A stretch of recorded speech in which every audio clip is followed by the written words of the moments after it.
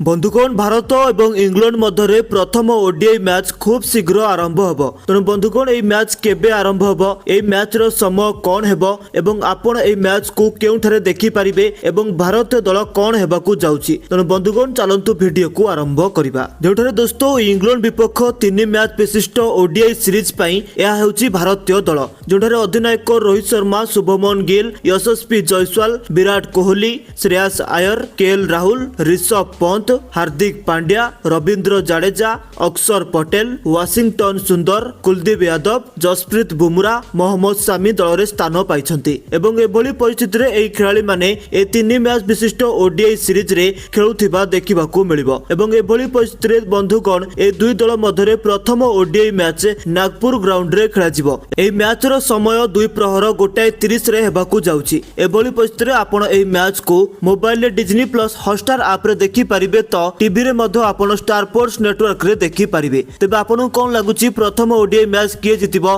भारत ना इंग्लैंड? आपनक राय गोटे कमेंट करी हमकु निहाती भाबरे जणांतु एवं एपरी क्रिकेट खबर पई हमर चैनल क्रिक टाइम ओडिया को सब्सक्राइब करी बेल आइकन को प्रेस करंतु।